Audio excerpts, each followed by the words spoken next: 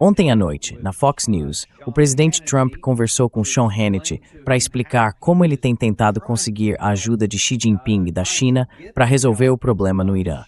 Vamos ver até que ponto isso vai dar certo. E só para avisar, a gente está esperando o Larry Johnson entrar a qualquer momento. Estamos com alguns probleminhas técnicos, mas assim que resolver, ele participa com a gente. Mas antes de tudo, vamos falar sobre o que o presidente Trump disse ontem à noite, como um indicativo de como foi a visita à China.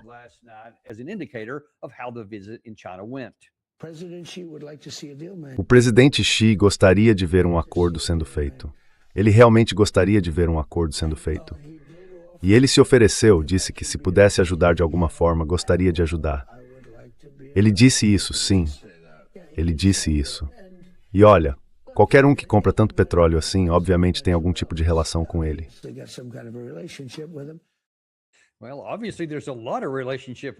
Bom, é claro que existe muita relação com eles. É algo grande, envolve geopolítica, energia, negócios com os BRICS e por aí vai. Então são muitos fatores. E a gente precisa se perguntar, quando o presidente Trump diz sim, ou quando Xi Jinping diz ao presidente Trump, claro, vamos te ajudar, faremos tudo o que pudermos. Bom, é preciso levar isso com um certo ceticismo, eu diria. Porque há muita coisa que a China poderia fazer, mas não parece haver muita coisa que a China queira fazer. A última coisa que a China vai fazer, e ninguém deve se iludir quanto a isso, é usar sua pressão e sua influência sobre o Irã para gerar um resultado que beneficie os Estados Unidos, a menos que isso também beneficie a própria China.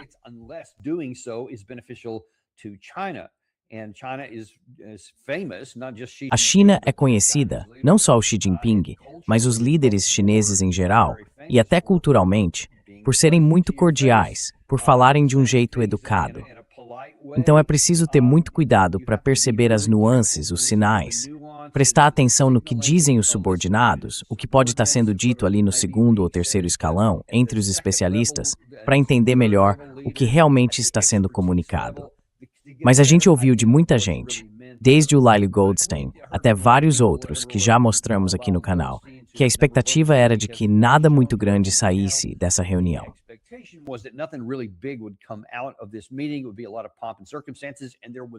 Foi tudo muito cheio de pompa e cerimônia, e de fato teve bastante disso, mas sem resultados concretos. E claro, acho que ninguém esperava que houvesse algum resultado garantido sobre a guerra no Irã, ou que a China fosse oferecer algo nesse sentido. E parece que foi exatamente isso que aconteceu. Agora, da parte dele, o Xi Jinping chegou a fazer uma declaração.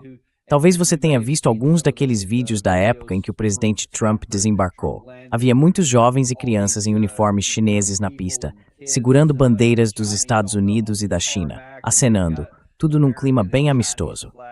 Pois bem, o Xi Jinping aproveitou esse mesmo tom e fez um comentário sobre a cooperação entre os Estados Unidos e a China.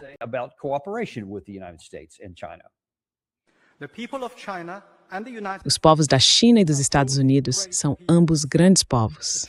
Alcançar o engrandecimento da nação chinesa e tornar a América grande novamente podem andar lado a lado. Podemos ajudar uns aos outros a ter sucesso e promover o bem-estar de todo mundo.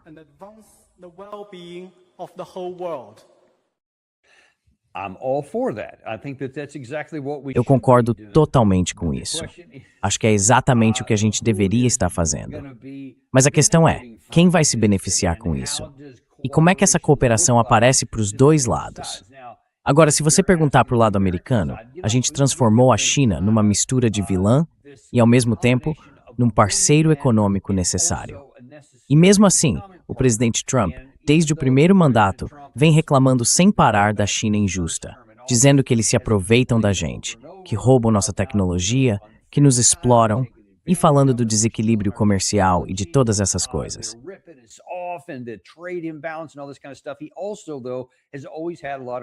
Mas ele também sempre teve muitas coisas boas para dizer sobre o Xi Jinping. É quase como se fosse uma personalidade dividida do jeito que ele fala sobre a China. Só que aí a gente vê que ele reconhece, o presidente Trump reconhece, que não dá para ter boas relações econômicas se não houver algum tipo de boa relação com a China. Porque por mais desequilibrado que seja o déficit comercial, isso também traz benefícios para os Estados Unidos. A gente vende uma quantidade considerável de produtos e, por funcionamento da nossa economia, recebe muita informação, insumos, bens e serviços a preços mais baixos, o que ajuda a nossa economia.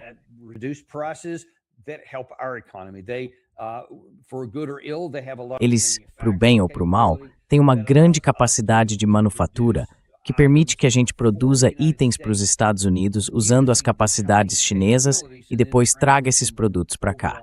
Muito disso acaba criando um equilíbrio meio invertido, mas na verdade é só o jeito que escolhemos fazer negócios.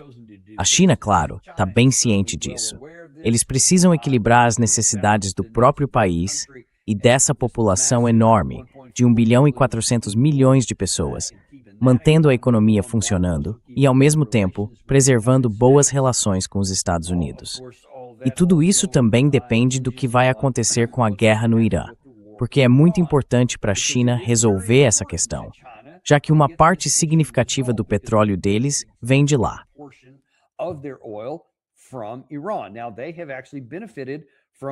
Eles acabaram se beneficiando bastante dessas sanções que vêm acontecendo, especialmente das sanções sobre o petróleo, porque isso significa que eles conseguem comprar petróleo iraniano com desconto.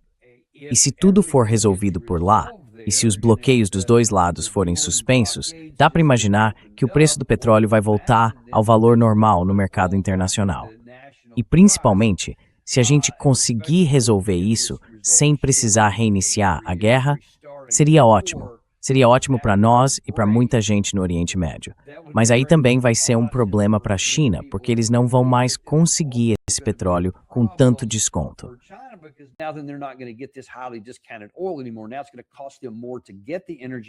Agora vai custar mais para eles conseguirem a energia necessária para manter o desempenho econômico.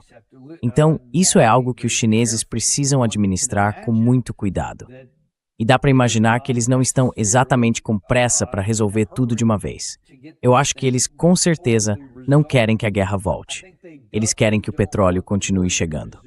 Mas, segundo o lado iraniano, hoje de manhã eles disseram o seguinte: olha, o Golfo, do nosso ponto de vista, o bloqueio não é exatamente um bloqueio.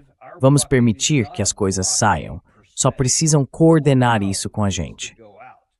E a gente viu que tem havido algum tráfego saindo em direção à China. Os Estados Unidos interceptaram vários navios que estavam passando, segundo relatos. Mas eu não acho que eles tenham, até agora, parado nenhum carregamento de petróleo que fosse para a China. E tenho certeza de que esse assunto estava na pauta privada entre os dois lados.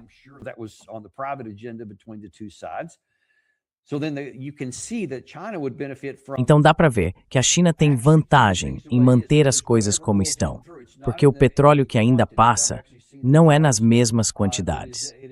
Eu vi os gráficos, há uma redução clara na quantidade de petróleo que está saindo, mas ainda existe, provavelmente mais do que para qualquer outro país individualmente. Ainda é mais para a China do que para qualquer outro. Mas a China tem, pelo menos no início disso tudo, uma reserva estratégica de petróleo de cerca de 1,5 bilhão de barris. Só usando uma parte pequena dessa reserva, eles poderiam sustentar o país por 1 ano, talvez até mais, se diversificarem, se conseguirem petróleo de outros lugares ou de outras fontes e com desconto. Então dá para entender que eles não estão com pressa para mudar isso. Agora, aparentemente, isso não agrada a alguns americanos, especialmente a certos membros do Senado dos Estados Unidos, como Lindsey Graham destacou.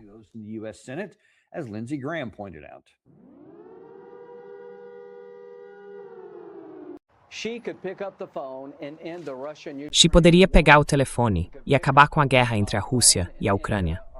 Ele poderia pegar o telefone e encerrar o conflito com o Irã, se quisesse. Sem a China comprando petróleo iraniano, eles estariam fora do mercado. O principal comprador do petróleo e do gás russos que sustentam o Putin é a China. E a minha mensagem para o presidente Trump é: estamos do seu lado. E se a China continuar fazendo isso, sem pagar um preço por desestabilizar o mundo, nem teremos cometido uma guerra.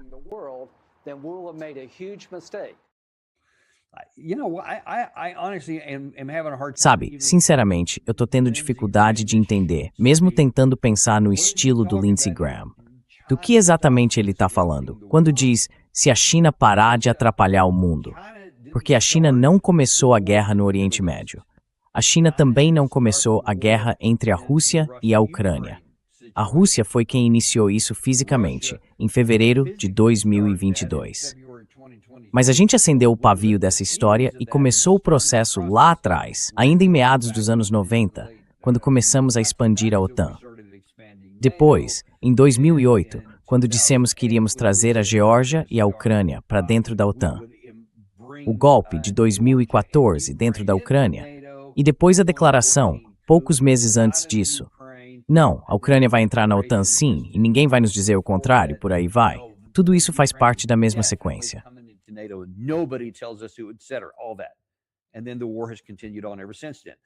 E desde então, a guerra continua. A China não fez isso. A China não começou isso. A China não começou uma guerra na Venezuela. Eles não vão começar uma guerra em Cuba, nem em Greenland. Dá para ver o padrão aqui, pessoal. Não é a China que está causando a confusão. É outra grande potência que vocês talvez já tenham ouvido falar, chamada Estados Unidos da América. Isso é um fato. É um fato, não é suposição, não é opinião. É só um espelho mostrando, nas planilhas, quem começou o quê, quem fez o quê. E a China está ali agora, fazendo o possível para tirar proveito disso.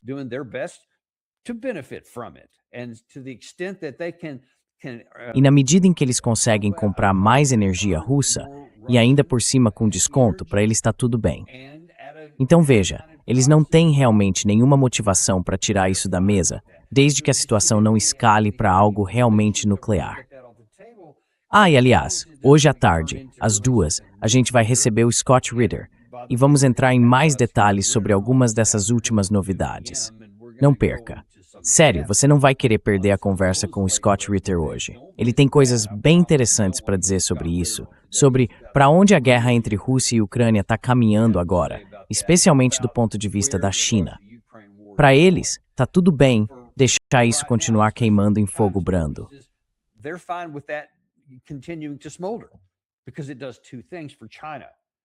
Porque isso faz duas coisas para a China. Continua esgotando nossos arsenais e mantém a gente focado na Rússia, não na China. E ainda permite que a China compre petróleo russo com desconto, petróleo ucraniano com desconto, e tenha mercado para os produtos dela nos dois lugares. Então, quando o presidente Trump diz que o presidente Xi falou que ia ajudar, eu não acredito em nada disso. O Xi não vai ajudar em nada. O que ele quer é ter relações estáveis com os Estados Unidos. Isso é certo. E é bom. A gente deve ficar satisfeito com isso. Ele não quer nada que possa bagunçar esse equilíbrio em lugar nenhum. E é isso.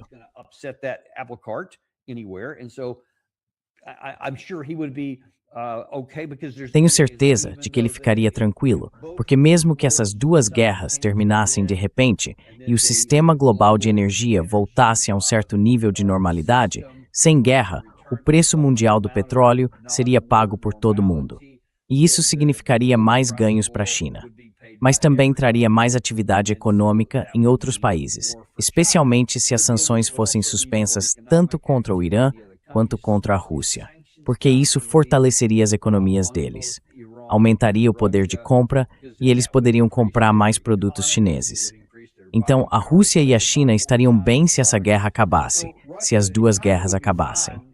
Mas, por enquanto, eles estão focados no que é melhor para a China e veem que podem se beneficiar dessa situação.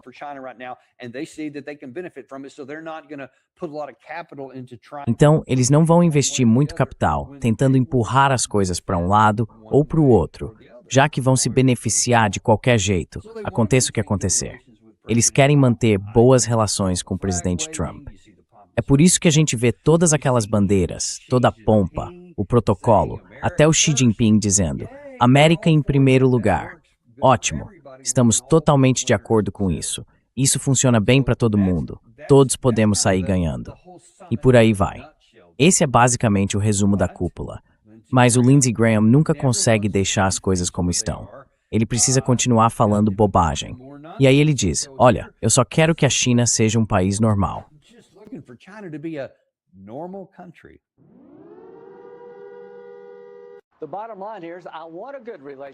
O ponto principal aqui é que eu quero ter uma boa relação com a China. Mas, se o presidente Trump não deixar claro para o presidente Xi que as ações negativas dele em relação ao Irã e à Rússia, alimentando o terrorismo e um conflito sem fim, precisam mudar, e que se mudarem serão recompensados, mas se não mudarem serão punidos. Se a gente não deixar isso claro, então sinceramente acho que teremos falhado em alcançar o objetivo dessa cúpula, pelo menos para mim, que é fazer com que a China haja de forma mais normal.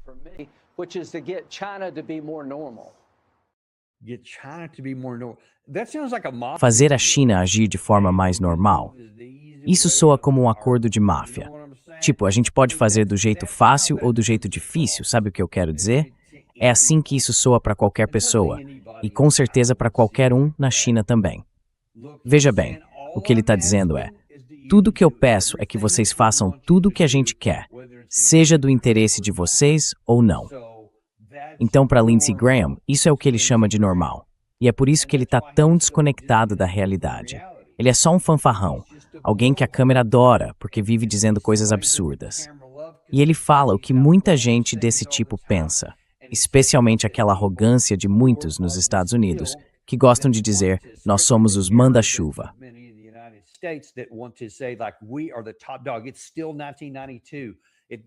Ainda é 1992. A União Soviética e o Pacto de Varsóvia se desintegraram. A China é só um país do terceiro mundo, um coadjuvante.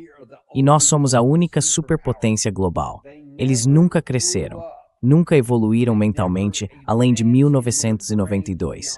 E ainda acham que podemos fazer o que quisermos e que todo mundo vai se ajoelhar diante de nós, mesmo sendo algo claramente falso e que está sendo mostrado de forma bem evidente por toda parte. Aí acontecem coisas como o caso da Venezuela, no ano passado, que dá a impressão de que ainda é 1992. E aí vem aquele tá vendo? Conseguimos. Entramos lá, tiramos o líder de um país de que não gostávamos, pegamos o petróleo deles e fazemos o que quisermos com ele. Tá vendo? Ainda é 1992. Ainda existem crianças pequenas que dá pra intimidar. E elas ainda estão por aí.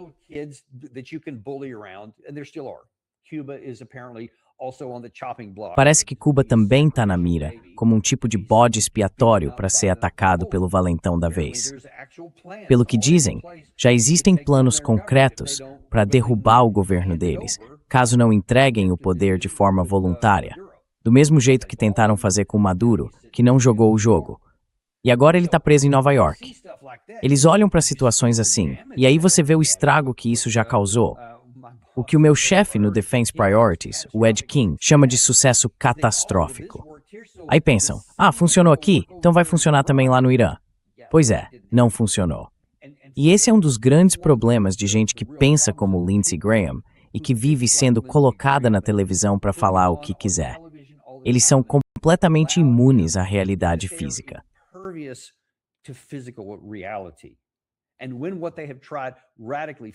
E quando o que eles tentam dar errado, de forma radical, bom, eles precisam culpar alguém. A culpa nunca é deles. Sempre tem outro responsável. Sempre tem alguma coisa que deu errado. Nunca é nada do que nós fizemos. E esse continua sendo o objetivo. Então veja, mesmo depois de todo esse tempo, a gente nunca conseguiu derrotar a Rússia na guerra da Ucrânia. Já são 4 anos e meio, entrando no 5º. Não importa o quanto a gente tenha dado, vendido ou fornecido para o lado ucraniano. Tudo o que conseguiram foi atrasar as coisas por 1 mês ou 2.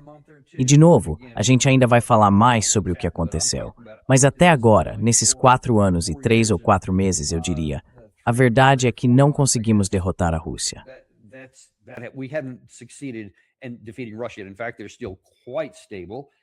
Na verdade, eles ainda estão bem estáveis.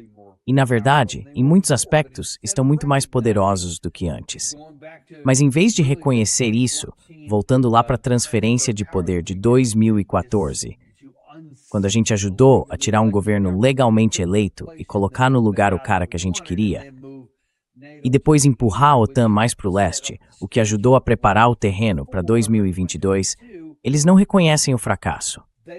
Só continuam dizendo, não, a culpa é de outra pessoa. E você deve lembrar, antes diziam, olha, o Putin pode acabar com isso em um dia, é só aceitar os termos que a gente propôs e tudo se resolve. Mas ele não fez isso. Agora mudaram o foco para o Xi Jinping.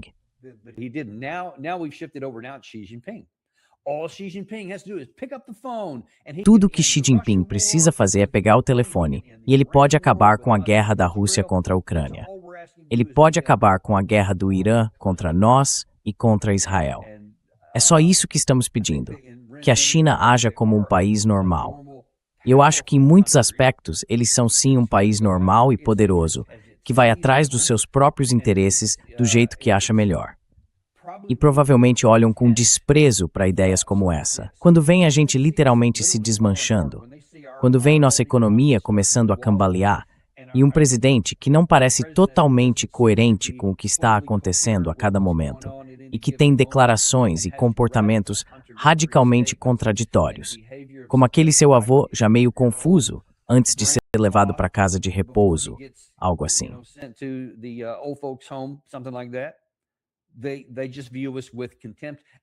Eles olham para a gente com desprezo e preocupação e vão manter distância, porque sabem que mesmo que o vovô não seja exatamente assim, ele ainda está no comando das armas nucleares.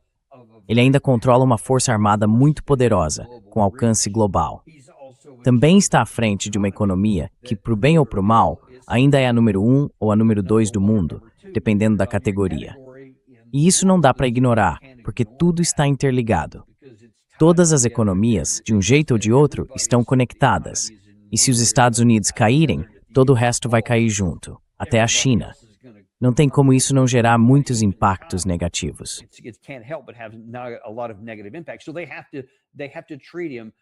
Então eles têm que tratá-lo como você viu com Xi Jinping, dizendo algo como, sabe, América, em primeiro lugar, vamos trabalhar juntos. E o presidente Trump, eu suspeito que o que ele disse ao Sean Hannity naquele trecho inicial que a gente mostrou é provavelmente verdade. Aposto que mesmo em particular, o Xi Jinping deve ter dito algo como, sim, claro, vamos ajudar no que for possível. De verdade. Tenho certeza de que ele foi bem sincero. Você lembra quantas vezes o presidente Trump reclamou que quando fala com o Vladimir Putin, especialmente desde o segundo mandato, ele sempre é muito simpático ao telefone. Mas depois a gente vê que as políticas nem sempre acompanham isso, porque o Putin tem o mesmo tipo de entendimento que o Xi Jinping.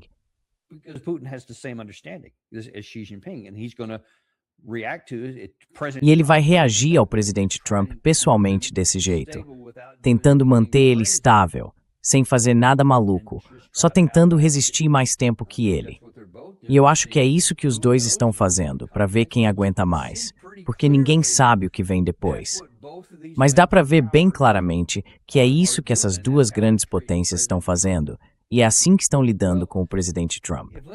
Agora, se o Lindsey Graham está tentando conseguir ajuda para o presidente Trump para acabar com a guerra no Irã, especialmente, é claro que ele ainda não pegou o telefone, mesmo que pudesse. E ainda dá para discutir se a China tem mesmo esse tipo de poder de decisão dentro de Teherã. Eu acho que eles têm uma grande influência, com certeza têm, mas não acredito que tenham a capacidade de simplesmente dizer para o Irã o que fazer, do mesmo jeito que não conseguem dizer para a Coreia do Norte o que fazer.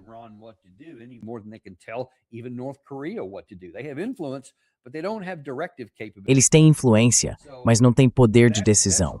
Então é isso. Mesmo com a influência que têm, não vão fazer nada que seja a nosso favor. Então esquece isso, tá? Vamos seguir em frente. Agora, a grande questão que todo mundo ainda tem na cabeça é que a cúpula com Xi Jinping já terminou. E pelo que eu entendi, o presidente Trump está voltando, ou talvez já tenha voltado. Não tenho certeza, mas isso já é passado. Agora todo mundo está olhando para frente. E ao mesmo tempo para trás, para o que está no centro das atenções. O que ele vai fazer em relação à guerra com o Irã? A gente ainda tem os bloqueios em confronto. O Irã mantém um bloqueio de fato, dizendo não, está aberto, é só pagar o pedágio. Só que, até agora, pouca gente está disposta a pagar esse pedágio. Teve alguns, como eu disse, vindos da China e mais um ou dois de outros lugares. Mas a maioria ainda está parada no Golfo, dizendo que não vai sair dali até ter algum tipo de garantia. Estou falando principalmente dos donos dos navios. Mas, na verdade, ainda mais das seguradoras que cobrem esses navios. ou que não estão dispostas a cobrir enquanto não tiverem certeza de que não vão ter que pagar centenas de milhões de dólares em indenizações se algum navio afundar. Então, até isso ser resolvido, ninguém vai a lugar nenhum. Na prática, continua sendo um bloqueio efetivo do lado iraniano. Não importa o que o ministro das Relações Exteriores deles diga. E claro, do nosso lado, a gente também mantém um bloqueio sobre os portos iranianos. Então tudo isso ainda está em vigor. E o tempo está correndo, porque mesmo com o preço do petróleo, deixa eu ver aqui quanto está agora.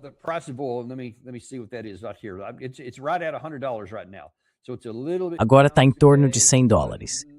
Caiu um pouquinho hoje, mas nada demais, está dentro da variação normal. Então não se mexeu muito. Não chegou de novo àquela marca de 120, onde já tinha ido antes. Também não caiu. Teve uma queda rápida, de mais ou menos 9%, quando pareceu que o presidente Trump tinha feito uma declaração que dava a entender que viria uma grande queda. Mas isso não durou muito. Tempo suficiente só para alguém que tivesse informação antecipada ganhar uns bilhões de dólares. A gente ainda está de olho nisso.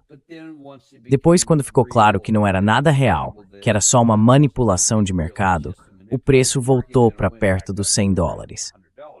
Agora, isso ainda não reflete os fundamentos reais do mercado global de energia, que estão sendo afetados por esses bloqueios em confronto.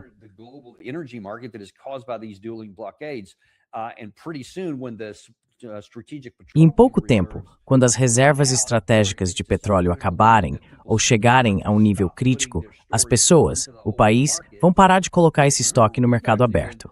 Porque veja, a gente tem exportado muito do nosso petróleo estratégico. É absurdo, mas isso manteve o preço ali por volta dos $100. Então a questão é, por quanto tempo mais o presidente Trump consegue seguir antes que esse petróleo estratégico acabe? E, segundo a Bloomberg e alguns outros especialistas que eu vi na mídia, talvez 2, talvez 3 semanas.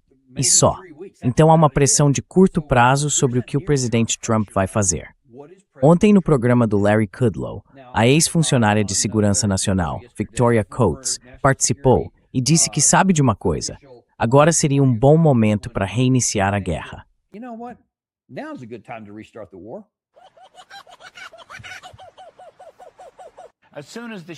Assim que essa coisa com o Xi acabar, não sei se vai acontecer durante, eles vão voltar direto para a Operação Liberdade e retomar as operações de combate.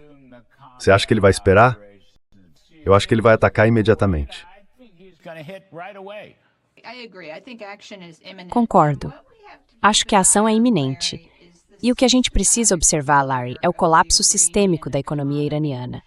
Eles não têm como se recuperar do que está acontecendo. Você acabou de mencionar as luzes se apagando na ilha de Karg. E isso é o menor dos problemas deles. A moeda deles não vale nada. Eles não têm mercado de ações desde o começo de março. Não há realmente nada ali para se recuperar. E isso vai acontecer. Há problemas que não conseguem resolver.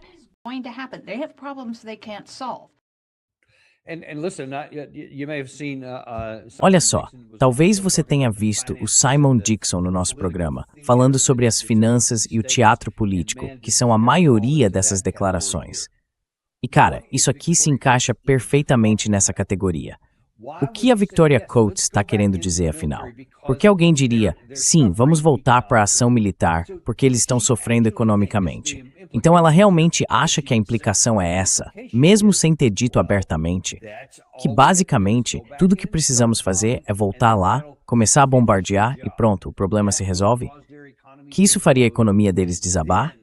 E aí, finalmente, a Guarda Revolucionária, as milícias, o exército regular, os líderes políticos, todos cruzariam os braços, abaixariam a cabeça e diriam, desculpa, América, tá bom, a gente se rende.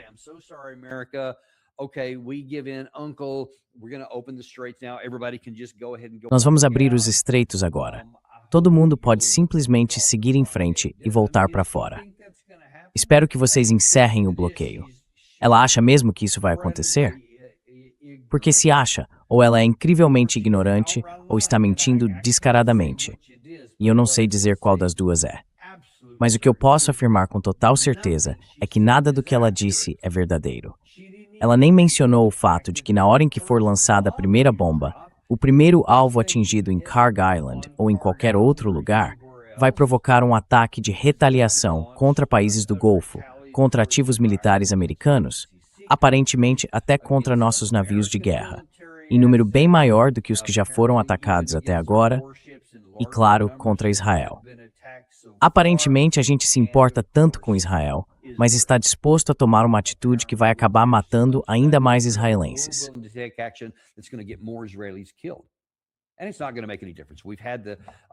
E isso não vai fazer diferença nenhuma. A gente já teve os relatórios da CIA, já teve informações da comunidade de inteligência que vazaram recentemente. Eles diziam, tanto antes da guerra quanto agora, que levaria anos, no plural, até que o bloqueio enfraquecesse o suficiente para chegar perto de ser possível derrubá-los.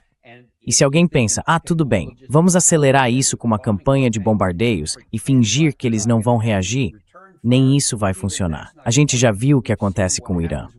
Eles passaram por anos de guerras pesadas, em que centenas de milhares morreram e milhões ficaram feridos. E mesmo assim, nunca desistiram.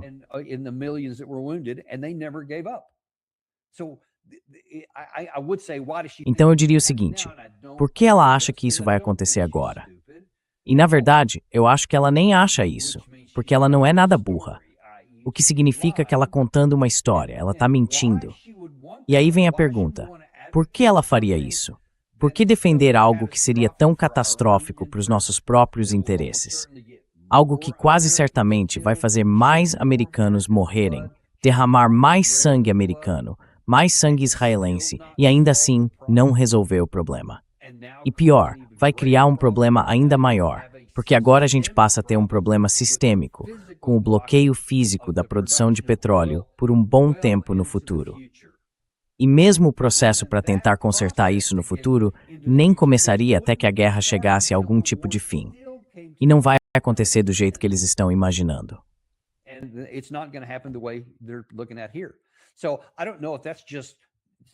Então, eu não sei se isso é só com algumas pessoas. Certamente o Larry Kudlow, o Mark Levin, o Lindsey Graham têm defendido essa ideia. O Jack Keane também. E por aí vai. E aí teve uma coisa interessante, acho que foi ontem, um depoimento. O secretário de Energia dos Estados Unidos, Chris Roth, disse num testemunho no Senado que o Irã está assustadoramente perto, há poucas semanas, de enriquecer urânio em nível de uso militar. E eu tive que olhar de novo para ter certeza. Pensei, peraí, isso é de janeiro? Algum depoimento antigo do Senado? Não, é de quarta-feira. E aí eu fico pensando, em que planeta essas pessoas estão vivendo?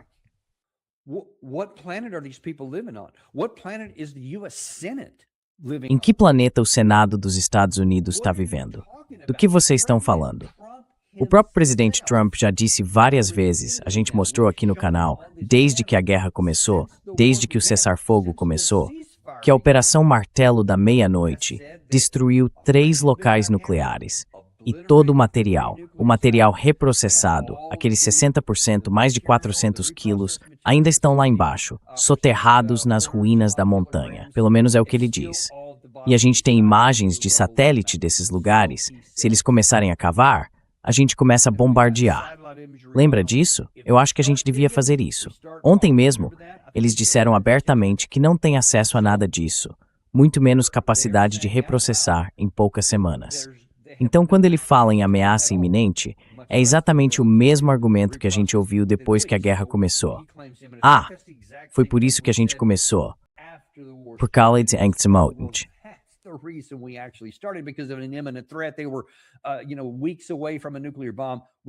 Eles estavam a poucas semanas de ter uma bomba nuclear, o que era fisicamente impossível, e continua sendo fisicamente impossível. E mesmo assim, o secretário Roth, sob juramento, disse que eles têm toda essa capacidade. Citando ele de novo, eles estão assustadoramente perto de ter urânio enriquecido em nível nuclear e a poucas semanas de conseguir material de grau nuclear. Isso é uma mentira. Quer dizer, é simplesmente uma mentira categórica, porque o presidente dos Estados Unidos e o secretário do gabinete não podem dizer coisas que são opostas, que se excluem mutuamente, e as duas serem verdadeiras. Isso é fisicamente impossível. Mas nesse mundo orwelliano em que a gente vive hoje, isso virou normal. Lindsey Graham queria falar sobre a China ser um país normal.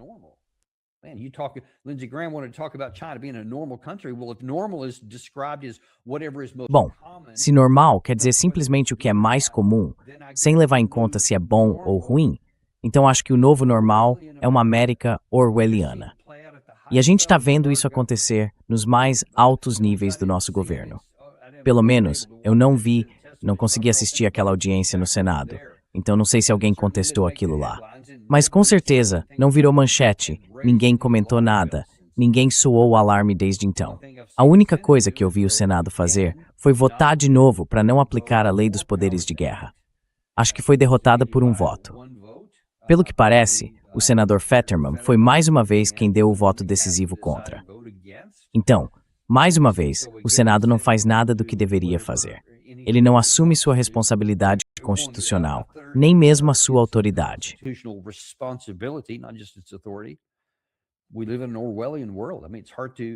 A gente vive num mundo orwelliano. Quer dizer, é difícil chegar a outra conclusão. Mas, pessoal, é aí que estamos agora. Então, o que vai acontecer quando o presidente Trump voltar para a Casa Branca e tudo começar de novo? O relógio está correndo. O tempo está acabando. Porque não agir, não tomar uma decisão, já é uma decisão. E muito em breve, aquele preço do petróleo que eu mostrei para vocês está ali em torno de $100. E não tem como ficar assim. Simplesmente não dá, porque não tem oferta suficiente no mercado global. E nem é só uma questão de custo, é sobre a capacidade de manter a atividade econômica. Se fisicamente não existe petróleo na quantidade necessária, a única coisa possível é reduzir a atividade econômica até o nível que o petróleo disponível permite.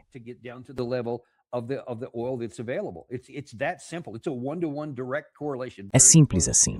É uma correlação direta, quase 1 para 1.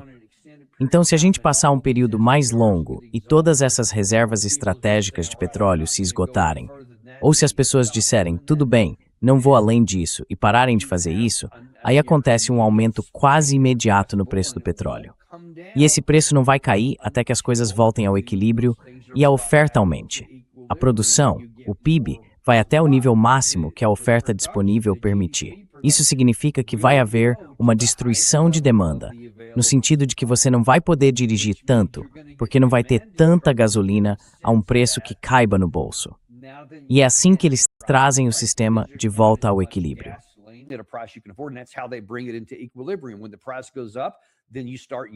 Quando o preço sobe, as pessoas começam a usar menos, até que a oferta e a demanda voltem ao equilíbrio. E a única forma disso acontecer é com a chamada destruição da demanda. E isso só acontece se a quantidade de oferta que realmente chega ao mercado não for mascarada pelas liberações da reserva estratégica de petróleo. Mesmo assim, isso não resolve tudo. É por isso que passamos de, acho que $65, $66 o barril antes do início da guerra, para algo em torno de $100 agora. Porque já vimos que, mesmo liberando parte da reserva, só conseguimos compensar uma parte da diferença. O restante desse desequilíbrio está tendo um impacto econômico real. E isso já está custando caro para muita gente.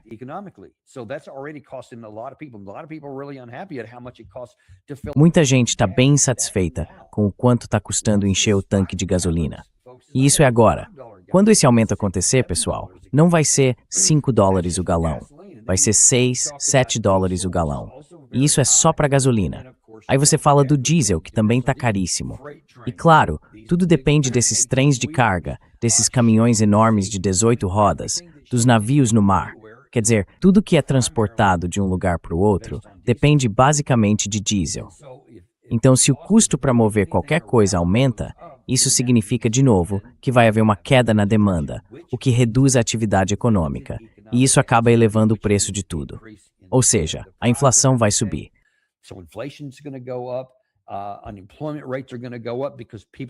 As taxas de desemprego vão subir, porque as pessoas não vão conseguir comprar tantas coisas.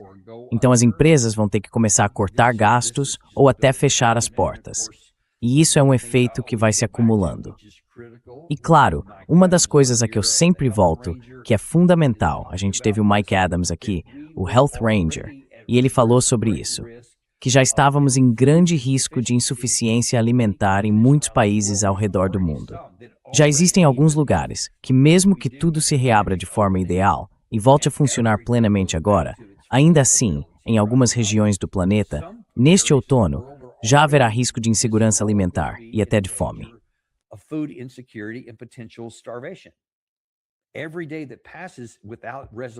Cada dia que passa sem uma solução aumenta essa ameaça, e quanto mais tempo isso durar, pior fica, mesmo depois. E claro, se o bloqueio continuar, o número de países que podem ser afetados pela fome, ainda neste ano e no começo do próximo, também vai começar a crescer. E se ouvirmos o que diz a Victoria Coates, então, segundo Mike Adams, isso significa condenar potencialmente milhões de pessoas à morte por inanição, porque simplesmente não tem como compensar essa perda. E, como sempre, os países mais fracos e menores vão pagar o preço mais alto. Tudo isso é previsível e tudo isso é evitável se a gente simplesmente fizer o que é certo e acabar com essa guerra de qualquer forma possível.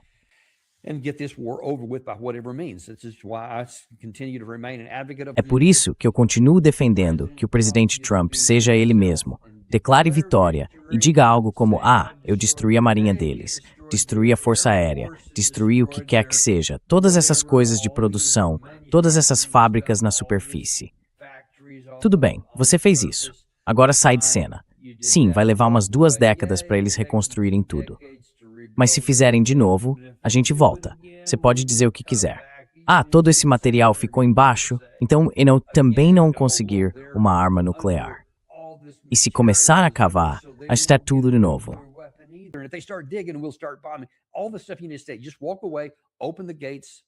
Você simplesmente vai embora, abre os portões. E o Irã vai se organizar. Eles vão montar o pedágio deles. E isso não dá para desfazer, porque eles vão dizer: a gente precisa de reparações e é assim que vamos conseguir, já que na teoria de simplesmente sair, você não vai dar dinheiro nenhum para eles. Mas pelo menos isso faz os portões se abrirem de novo, e isso pode salvar vidas de outras pessoas ao redor do mundo, além de evitar que a nossa economia entre numa possível depressão. Eu não acho que a gente consiga evitar uma recessão neste momento. Acho que isso já está praticamente certo, lá para o fim do verão ou começo do outono. Me parece bem razoável.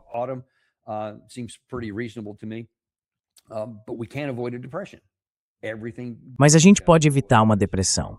Tudo depende do que o presidente Trump vai fazer agora, nos próximos dias. Realmente dias, ou talvez em 1 ou 2 semanas.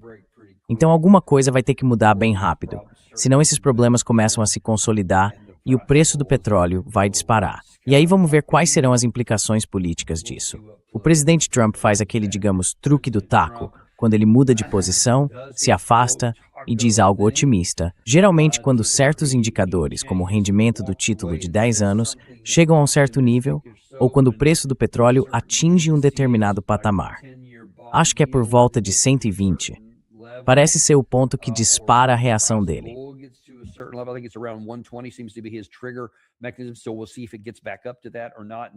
Então vamos ver se isso volta a subir ou não. E aí ele faz mais um movimento de alternância. Vamos ver. Mas é disso que ele precisa para encerrar, porque dá para alternar só um certo número de vezes. E como eu disse, quando chegar ao fim das reservas estratégicas de petróleo e não der mais para compensar, nem mesmo um ajuste, ou seja, só uma declaração, vai conseguir mexer o suficiente, porque vai faltar quantidade física. O tempo está passando. É uma janela bem curta para ele tomar uma decisão, e a gente realmente espera que ele faça a escolha certa. Bom, pessoal, é isso por hoje. Desculpem, não conseguimos fazer tudo funcionar com o Larry.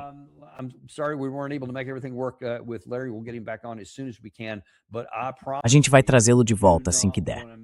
Mas eu garanto para vocês, não percam o Scott Ritter, hoje às 2 da tarde. Ele vai falar com mais detalhes sobre alguns comentários que estão vindo de vários líderes russos, não é só um, e também de formadores de opinião, dizendo que talvez já seja a hora de atacar alvos dentro da OTAN, agora mesmo, para tentar encerrar essa guerra. E se isso não servir como dissuasão, se não for suficiente para conter, então talvez eles devam usar armas nucleares. Não percam o programa de hoje, pessoal. Eu garanto que é algo que vocês precisam saber. Obrigado, Dan, e a gente se vê às 2 da tarde no Daniel Davis Deep Dive.